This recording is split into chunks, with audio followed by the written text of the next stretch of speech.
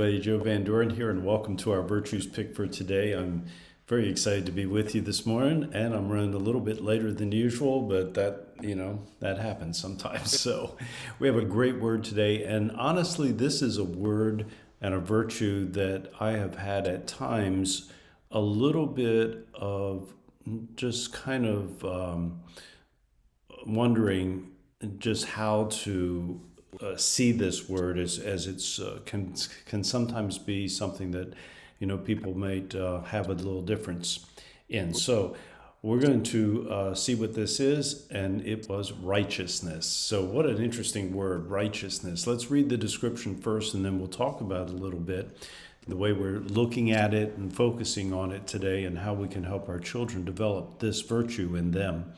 So righteousness is living by a code of moral rectitude. It is practicing impeccable integrity in light of what we know is right. We don't allow the fads of the day to sway us from doing the right thing, nor do we stand in judgment of others. Righteousness is one thing, self-righteousness is another. We don't shame ourselves when we go off track. We discern the lesson in the teachable moment and gently call ourselves back to the virtues. We resist being driven by our egos. We choose to be led by our souls. We live the good life. What a great word. And this is a word that and a virtue that I personally want to really focus on every day.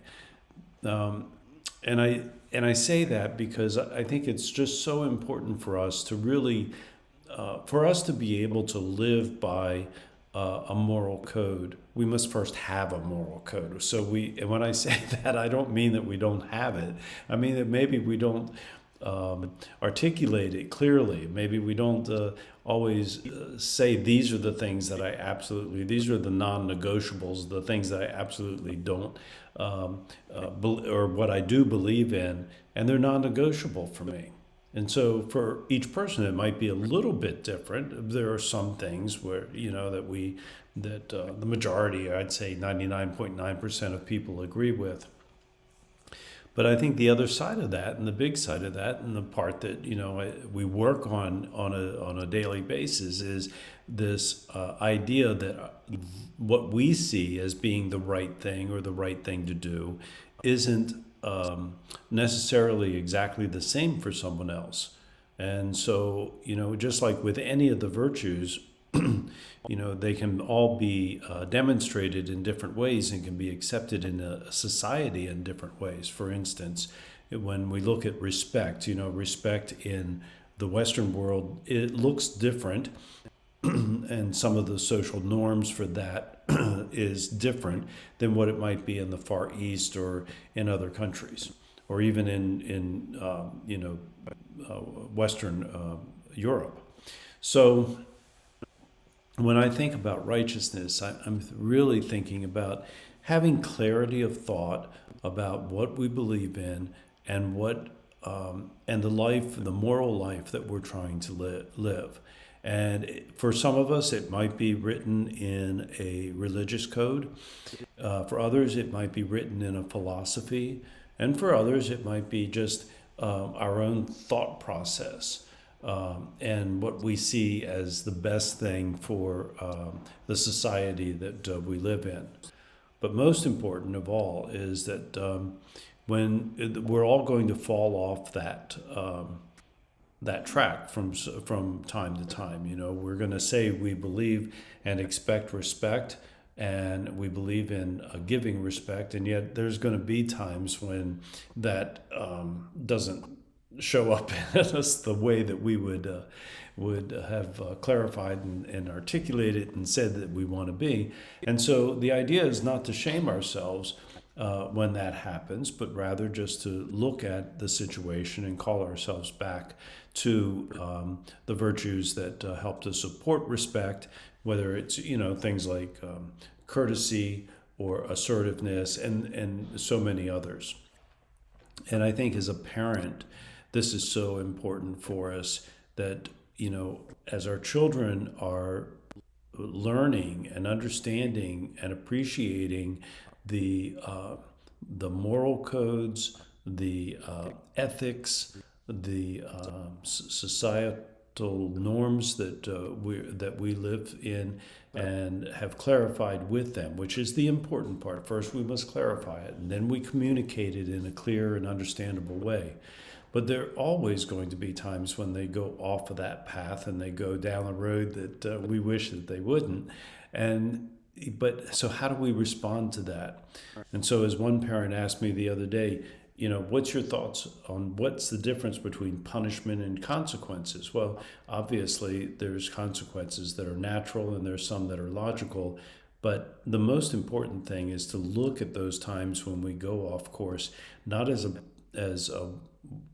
place where we're going to get upset in extreme ways, but rather just a recognition that we all go off course from time to time.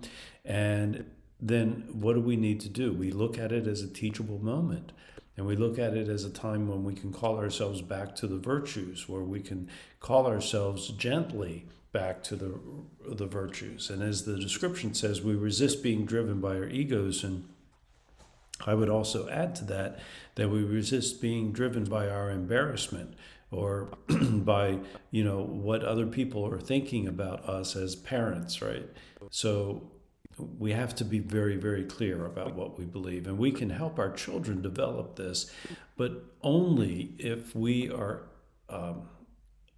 articulating very, very clearly the virtues that are most important to us, acknowledging all of the virtues in our children and seeing them as in a positive light, and not looking at them in a negative way. So critical. And that's what righteousness is all about as I'm looking at it today. So it's very easy for us to be swayed by others and their morals and their ethics and their ways of doing things. But it's also it's important for us to recognize what's most important to us, and to use those things to clarify our beliefs and the things that how we want to live with our children. So that's my thoughts about that. We can help our children develop this moral code of their own by taking time to talk about it, right? And it's a daily thing. It's not just something that you do once in a while, or start talking about when things aren't going the way that you hope that they would go.